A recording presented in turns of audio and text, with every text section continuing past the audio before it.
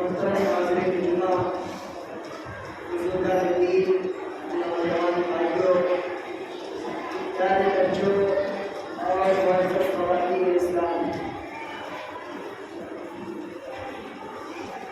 آج کے اس خطبہ جمعہ میں نے آپ حضرات کے سامنے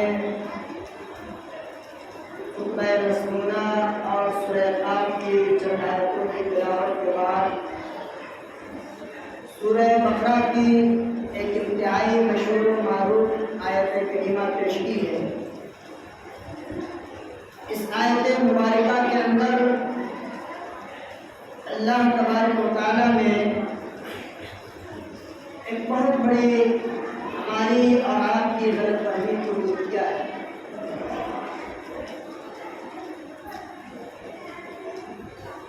اللہ کے رسول صلی اللہ علیہ وسلم جب مکہ مکرمہ سے ہجرت کر کے مدینہ منورہ تشریف لائے، مدینہ آنے کے بعد آپ صلی اللہ علیہ وسلم نے اپنے صحابہ کے ساتھ، اپنے ساتھیوں کے ساتھ تقریباً 16-17 مہینوں تک بیت المقدس کی طرف منہ کر کے یا بیت المقدس کی طرف متوجہ ہو کر نمازیں پڑھی، کیونکہ اس وقت مسلمانوں کا قبلہ بیت المقدس ہوا کرتا تھا۔ جب بعد میں اللہ تبارک و تعالیٰ کا حکم ہوا، تحویل قبلہ ہوا، بیت المقدس سے خانہ کعبہ مسلمانوں کا قبلہ ٹھہرا۔ اس سے پہلے جب مسلمان بیت المقدس کی طرف متوجہ ہو کر نمازیں پڑھا کرتے تھے، تو یہودیوں کا بھی قبلہ وہی تھا، عیسائیوں کا بھی قبلہ وہی تھا۔ فرق اتنا تھا کہ بیت المقدس کا مغربی حصہ، ویسٹرن سائڈ، یہ یہودیوں کا قبلہ کہلایا کرتا تھا، اور عیسائیوں کا قبلہ بیت المقدس کا مشرقی حصہ، پوربی حصہ، وہ ان کا قبلہ کہلاتا تھا۔ اور ایک بات اور کہ انسان جب اللہ اور اس کے رسول کے قانون کا مذاق اڑاتا ہے، جب انسان الہی قانون کو ماننے سے انکار کرتا ہے یا الہی قانون میں کیڑے نکالنے کی کوشش کرتا ہے، جب انسان اپنی سمجھ، اپنی بوجھ کے مطابق جب اسلام کے کسی حکم پر اعتراض کرتا ہے، اس میں نقص نکالنے کی کوشش کرتا ہے اور اپنے آپ کو مجھر لال سمجھنے کی وجہ سے اپنے آپ کو بہت ہی عقل مند اور دانا سمجھنے کی بنیاد پر جب انسان اسلام کے کسی حکم میں انگلی کرنے کی کوشش کرتا ہے، تو ایسے وقت میں قرآن ایسے لوگوں کو بیوقوف اور احمق کا خطاب دیتا ہے۔ اٹھائیے قرآن کا دوسرا پارہ، پڑھیے، سَيَقُولُ السُّفَهَاءُ مِنَ النَّاسِ مَا وَلَّاهُمْ عَنْ قِبْلَتِهِمُ الَّتِي، اس آیت مبارکہ کے شروع میں اللہ رب العالمین نے ابھی تحویل قبلہ نہیں ہوا ہے، ابھی مسلمان بیت المقدس کی طرف ایک ہو کر کے نماز پڑھ رہے ہیں۔ اللہ کے نبی، پیارے نبی جناب محمد رسول اللہ صلی اللہ علیہ وسلم کے دل میں خواہش پیدا ہوتی ہے، کیا ہی خوب ہوتا اگر اللہ رب العالمین ہمارا قبلہ تحویل کر کے بیت المقدس سے خانہ کعبہ کو بنا دیتا۔ نبی کے دلوں میں خواہش پیدا ہو رہی ہے، نبی اپنے دل میں سوچ رہے ہیں، اور جب نبی سوچے، نبی کی کوئی جائز خواہش ہو، تو پھر رب العالمین اپنے خلیل کی، اپنے حبیب کی آرزوؤں کو، تمناؤں کو پوری کرنے میں دیر نہیں کرتا۔ اللہ رب العالمین نے پلاننگ کر لی کہ میرے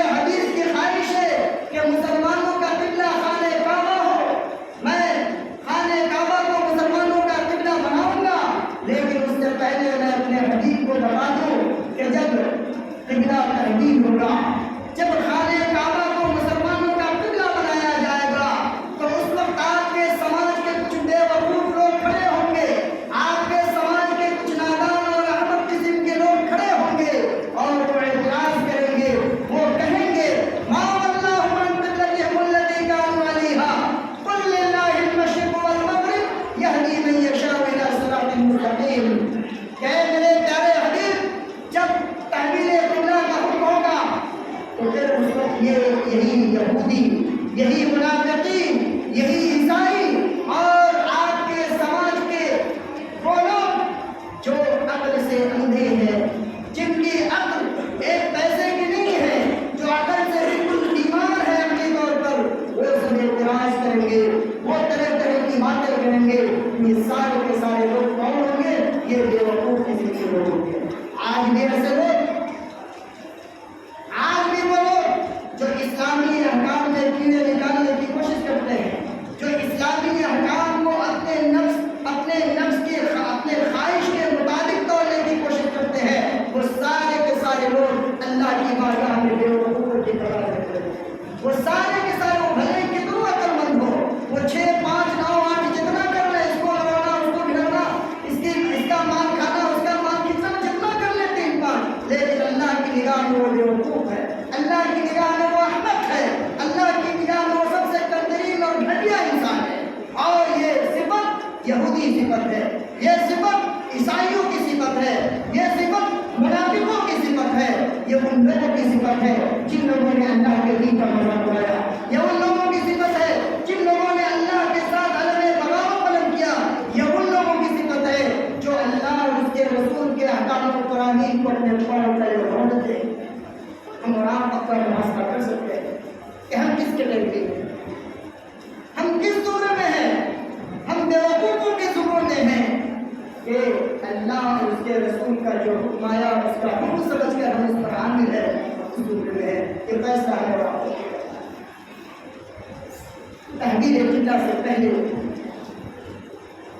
منافقین نے, یہودیوں نے, عیسائیوں نے یا ان کے دلوں کی جو بات ہو سکتی تھی, اللہ رب العالمین نے ان چیزوں کو واضح کیا. اور پھر اس کے بعد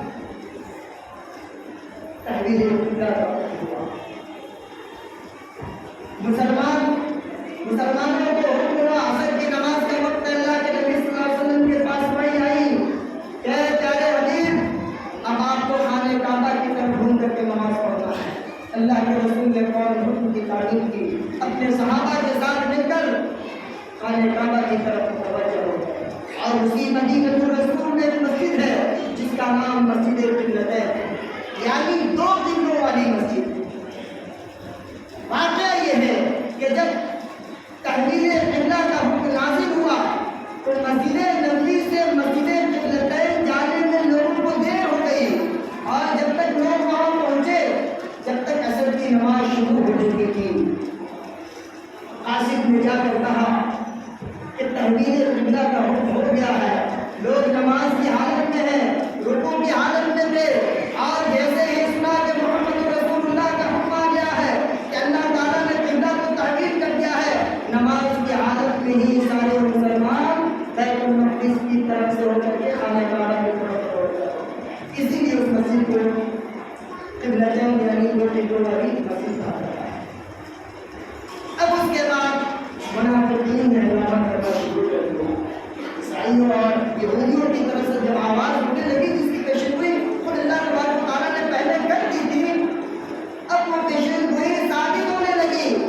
یہودیوں نے آواز اٹھانا شروع کر دیا, اور کچھ ہجڑیہ مسلمان جو تھے, منافق جو ظاہری طور پر اپنے آپ کو مسلمان ثابت کرتے تھے, لمبی لمبی داڑھی چوڑی ہم بناتے ہوئے اور مسلمانوں کی صفوں میں سب سے آگے آگے رہتے تھے, لیکن دل کے بیمار تھے. ظاہری شکل و شباہت سے اپنے آپ کو مسلمان ہونے کا دعویٰ کرتے تھے, لیکن دلوں میں اسلام کے خلاف نفرت کے لیے دھواں کرتے تھے. ان لوگوں نے بھی یہودیوں کے خلاف شروع کیا. میرے بھائیوں, اصل کہنے کا مقصد یہ ہے کہ نیکی کے جو پہلو ہیں ان پہلوؤں کو ہم سمجھنے کی کوشش کریں. آپ ایک مثال سے یہ سمجھیں کہ بہت سارے اعمال، بہت سارے کام ہمارے سماج و معاشرے میں دیکھنے کو ملتا ہے کہ ہم اسے نیکی کا کام سمجھتے ہیں. جیسے قبروں پر جانا، قبروں کا طواف کرنا، مصیبتوں میں غیر اللہ سے جا کر کے فریادیں طلب کرنا، دوسروں کو مشکل کشا سمجھنا، یا اسی طرح سے پریشانیوں میں کسی کو حاجت روا سمجھنا، مشکل کشا سمجھنا، اور ان چیزوں کو ہم دین کا حصہ سمجھ کر کے انجام دیتے ہیں. لیکن جب کوئی کہے کہ یہ اللہ کا حکم نہیں ہے، یہ قرآن کا حکم نہیں ہے، یہ محمد رسول اللہ صلی اللہ علیہ وسلم کا حکم نہیں ہے، تو لوگ اس کو چھوڑنے سے بچاتے ہیں. لوگ ان چیزوں پر عمل کرنے کو بہتر سمجھتے ہیں اور وہ یہ سمجھتے ہیں کہ ہم جو کام کر رہے ہیں وہ نیکی کا کام کر رہے ہیں. ہم جو کام کر رہے ہیں اس پہ ہمیں ثواب ملے گا، اجر ملے گا، اللہ رب العالمین ہم سے راضی ہوگا. لیکن قرآن کیا کہتا ہے؟ قرآن کہتا ہے قبل المشرق والمغرب ولكن البر من آمن بالله واليوم الآخر والملائكة والكتاب والنبيين وآتى المال على حبه ذوي القربى واليتامى والمساكين وابن السبيل والسائلين وفي الرقاب. اللہ اس آیت مبارکہ میں کہہ رہا ہے کہ نیکی کا کام یہ نہیں ہے کہ ان تولوا وجوہکم قبل المشرق والمغرب. آپ کی وجہ چلی گئی کہاں؟ یہودی اور عیسائی ہو. کہ نیکی کا مطلب یہ نہیں ہے کہ تم اپنے چہروں کو پورب کی طرف کر لو یا مغرب کی طرف کر لو. یہ نیکی کا مطلب نہیں. نیکی کا مطلب یہ ہے کہ تم اللہ پر ایمان لاؤ. اللہ کا جو حکم آیا اس حکم کو مان لو، وہ سب نیکی ہے. ولكن البر من آمن بالله. نیکی یہ ہے، بھلائی یہ ہے کہ اللہ پر ایمان لاؤ. لیکن البر من آمن بالله واليوم الآخر. آخرت کے دن پر ایمان لاؤ. قبر میں عذاب ہوگا، برزخی زندگی ہے، برے اعمال ہوں گے، عذاب سے دوچار ہونا پڑے گا. اچھے اعمال ہوں گے، مہمان نوازی وہیں سے شروع ہو جائے گی.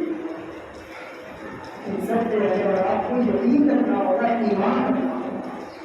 والملائکہ، فرشتوں پر ایمان رکھنا ہوگا کہ فرشتے اللہ کی مخلوق ہے، معصوم مخلوق ہے.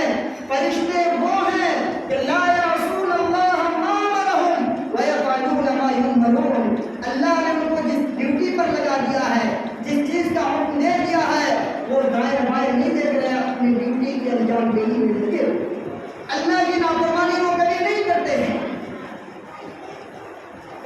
موجودہ زمانے میں یا پھر جب آپ کو تاریخ پڑھے گی تو بہت سارے بڑے بڑے دانشور، بڑے بڑے مفکر جو ملت کے اور ملک کے مفکر کہے جاتے ہیں، ان لوگوں کے عقائد کو پڑھیے، تب پتہ چلے گا کہ لوگوں نے کتنے سیدھے ماری ہے. سر سید احمد خان کی خدمات سے کون انکار کر سکتا ہے؟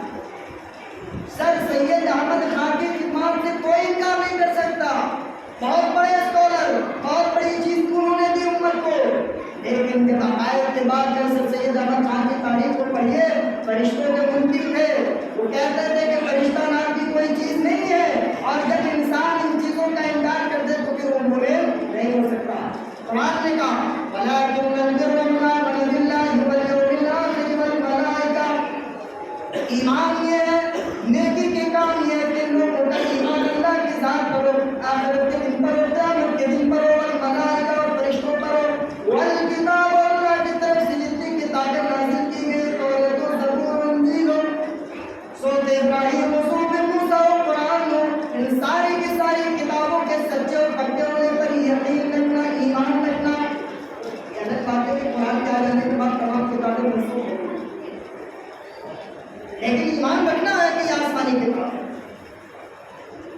نیکی کا کام یہ، نیکی کا کام کیا؟ پہلے اللہ تعالیٰ نے کہا کہ ایمان کو مضبوط کرو، عقیدے کو مضبوط کرو، اور اس کے بعد کیا کہا؟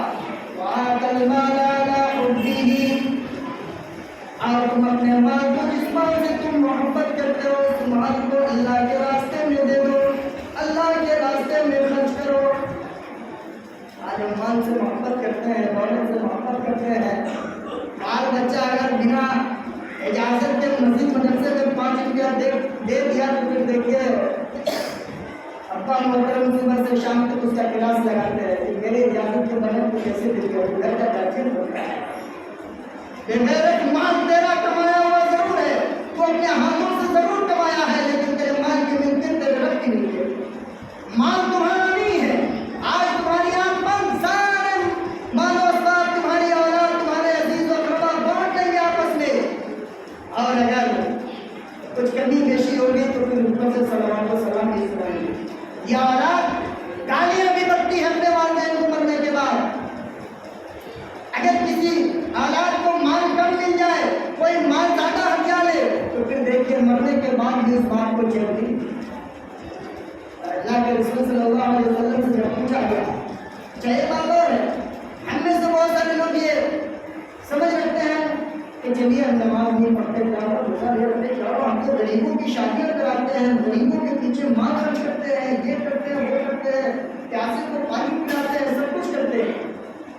لیکن میرے بھائی بڑا کرنا عائشہ رضی اللہ عنہا اللہ کے رسول صلی اللہ علیہ وسلم سے پوچھتی ہیں، مکہ کے آدمی تھا جو حاجیوں کو ستون پلایا کرتا تھا، حاجیوں کی بڑی خدمت کیا کرتا تھا، اور عائشہ نے کہا اللہ کے رسول فلاں آدمی حاجیوں کی بڑی خدمت کرتا ہے، کیا وہ جنت میں جائے گا؟ پیارے نبی نے کہا کہ نہ، وہ جنت میں نہیں جائے گا۔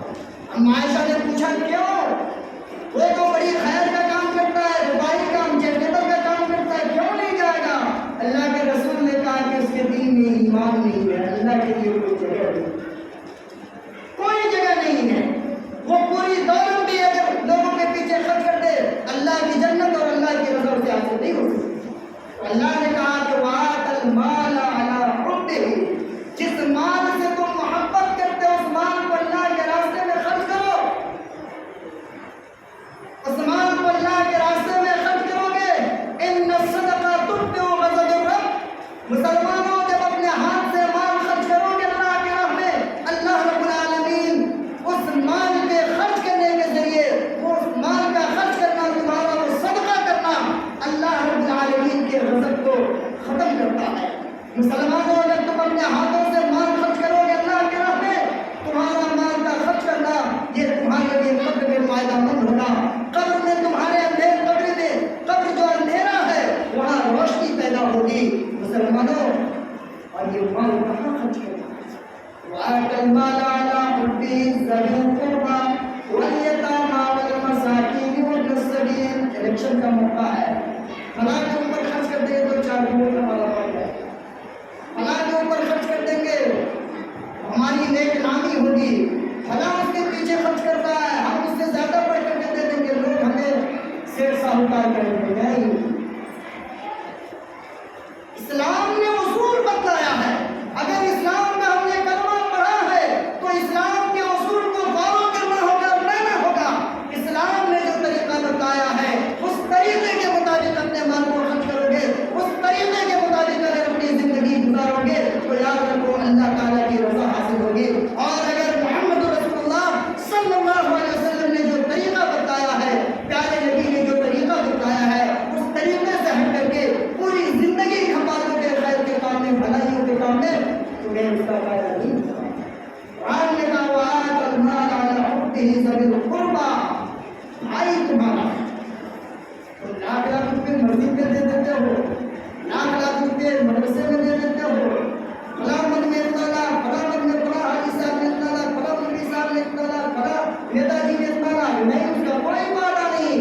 وَآتَ الْمَالَ عَلَىٰ حُبِّهِ ذَوِي الْقُرْبَىٰ، تمہارا بھائی اگر پریشان حال ہے، تمہارا رشتہ دار اگر پریشان حال ہے، یتیموں کو، مسکینوں کو، سائلوں کو اور فلاں کو دینے سے پہلے اپنے بھائی کو دیکھو۔ تمہارا سگا بھائی اگر تمہارا محتاج ہے تو تم اپنے اس سگے بھائی کی محتاجی کو پوری کرو۔ یہ اسلام کا اور اس کا فائدہ جانتے ہو کیا ہوگا؟ اللہ کے نبی سے پوچھا گیا کہ سب سے بڑا صدقہ کیا ہے؟ اللہ کے نبی نے کہا کہ سب سے بڑا صدقہ یہ ہے کہ انسان اس صدقے کو اللہ کے راہ میں خرچ کرے اللہ کے نبی صلی اللہ علیہ وسلم سے پوچھا گیا کہ سب سے بہترین صدقہ کیا اللہ کے نبی نے کہا ہے اگر کوئی اپنے رشتے دار کے اوپر صدقہ کرتا ہے، خیرات کرتا ہے تو اس کو 2 اجر ملے گا، ایک اجر صدقہ کرنے کا اور دوسرا اجر اس کو جانتے ہیں کس چیز کا ملے گا؟ اپنے رشتے دار کے ساتھ صلہ رحمی کیا اس کو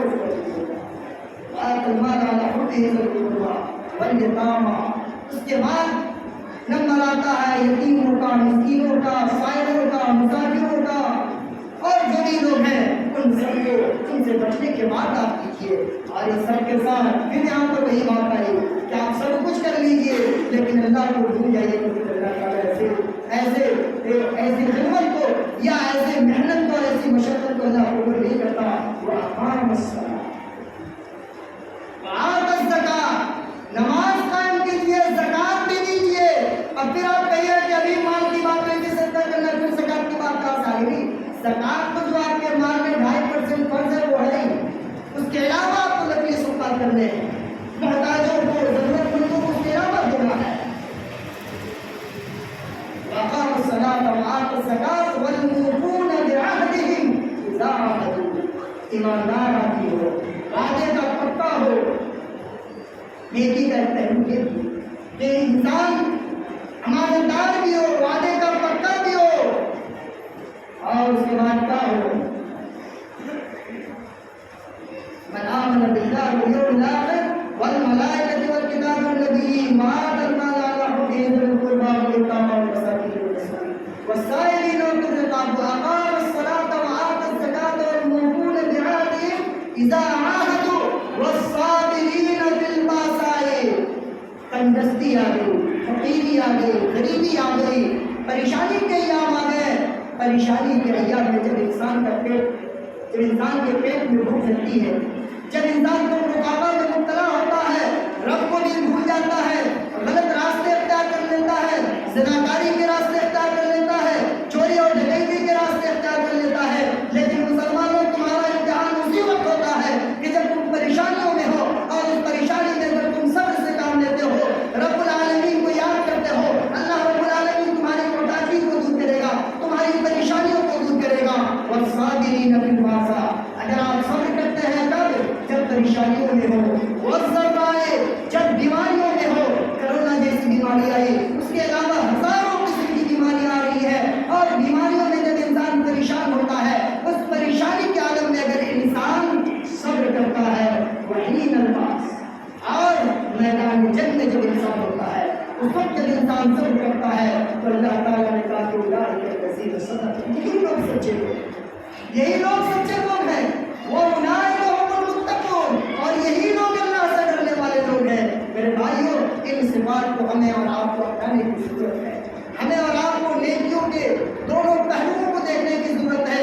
یہ نہیں کہ ایک طرف نماز پہ نماز، روزے پہ روزے، حج پہ زکات پہ زکات کیے چلے جا رہے ہیں، اور دوسری طرف اللہ کی دوسری مخلوق کس حال میں جی رہی ہے اس کی ہمیں کوئی پرواہ نہیں، اس کی کوئی ذمہ داری نہیں، یہ بھی غلط۔ اور ایک طرف ہم انسانیت کے پیچھے خوب خرچ کر رہے ہیں لیکن اپنے رب کو بھولے بیٹھے ہوئے، یہ بھی غلط ہے۔ یہ دوہرا معیار، اسے ہمارا چھوڑ دیں، ایک ہم ہمیشہ کے لیے اللہ رب العالمین کے بجائے اور اللہ رب العالمین کے حکم کے مطابق ہم اپنی زندگی گزاریں گے، تبھی جا کر کے ہم اور آپ کامیاب ہوں گے۔ آخری بات جو صدقے کے تعلق سے میں کہہ رہا تھا کہ انسان جب صدقہ اور خیرات کرتا ہے تو اللہ رب العالمین طرح طرح کے انعام اور طرح طرح کی بخشش اس کے اوپر کرتا ہے۔ پیارے نبی صلی اللہ علیہ وسلم کی حدیث بڑی مشہور حدیث ہے کہ قیامت کے دن جب کوئی سایہ نہیں ہوگا، لوگ بھوک کی تپش میں جل رہے ہوں گے، اور اپنے اپنے بدعمالیوں کی بنیاد پر جس طرح انسان گناہ کیا ہوگا اس طرح پسینوں میں ڈوبا ہوگا، اس وقت لوگ جائے پناہ کی تلاش میں ہوں گے، لوگ چھاؤں کی تلاش میں دوڑ رہے ہوں گے، لیکن چھاؤں کہیں نصیب نہیں ہوگا۔ اس وقت 7 قسم کے ایسے خوش نصیب ہوں گے جن کو اللہ رب العالمین کے عرش کا سایہ نصیب ہوگا۔ ایسے وقت میں وہ انسان جس نے چپکے سے اپنی بند مٹھی سے اللہ کی راہ میں خرچ کیا ہوگا، یہ نہیں کہ فلاں غریب کے پیچھے ہم خرچ کر رہے ہیں اور ڈنکا پیٹ رہے پورے گاؤں میں کہ فلاں کی مدد کی ہے، فلاں کا ہم یہ کرتے ہیں، فلاں کو کرتے ہیں، نہیں، ایسے مان کے اور ایسے سرتے کے اللہ کو کوئی ضرورت نہیں۔ مٹھی بند کر کے دیجیے، پائے ہم کو خبر نہ ہو، پڑوسیوں کو خبر نہ ہو، کہ جب کبھی اس کا آمنا سامنا ہو تو اس کو تعلق تشکیل دے۔ میرے بھائیوں، آپ کا مال قیمتی مال ہے،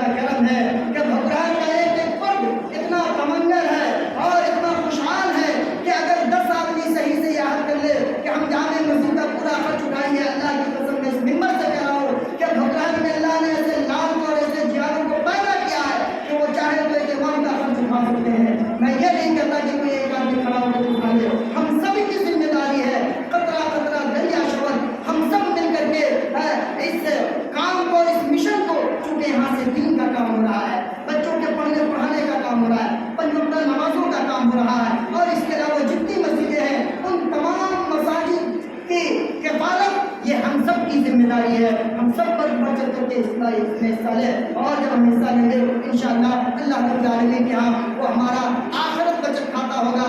ہم یہاں 5000 روپیہ اگر بینک میں ڈپوزٹ کرتے ہیں، 1% ہمیں انٹرسٹ ملتا ہے، وہ بھی ہمارے لیے حرام ہے، لیکن اللہ کی راہ میں جب ہم خرچ کریں گے اللہ بے پناہ بے انتہا انٹرسٹ دے گا، اور وہ ایسا انٹرسٹ ہوگا کہ کل قیامت کے دن انشاءاللہ وہ ہماری کامیابی کا ضامن ہوگا، اور ہمارے فلاح اور ہماری نجات کا ذریعہ ہوگا۔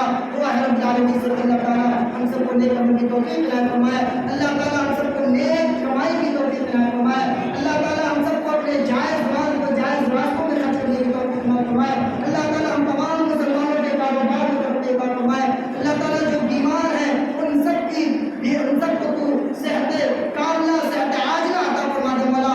اے اللہ جس دنیا سے جا چکے ہیں ہمارے بھائی، ہماری بہنیں، ہماری مائیں، ہمارے باپ دادا جو بھی جا چکے ہیں، اے اللہ ان سب کو اوپر تو ہم کرم کی برکات سے فرما، اے اللہ جو دنیا میں زندہ ہے ان سب کو دین کے راستے پر قائم دائم رکھ مولا، اے اللہ ان سب سے تو دین کا کام دے، اے اللہ جن کی جو جائز تمنائیں ہیں جائز ضروریات ہیں اے اللہ ان سب کو تو پوری کر دے مولا، اے اللہ ہم تمام مسلمانوں کے دلوں سے ایک دوسرے کے کئی جو نفرت ہے، حسد ہے، بغض ہے، اللہ کی سے دور کر دے مولا، ہم سب کے دلوں میں ہر ایک مسلمان بھائی کی محبت پیدا فرما دے مولا، اے اللہ ہم سب کے دلوں کو پاک کر دے مولا، اے اللہ ہم سب کو ثابت قدم رکھ ایمان پر، ثابت قدم رکھ ایمان پر، ثابت قدم رکھ اسلام پر، اے اللہ جب ہمارا خاتمہ ہو تو ہمارے زبان پر کلمہ توحید لا الہ الا اللہ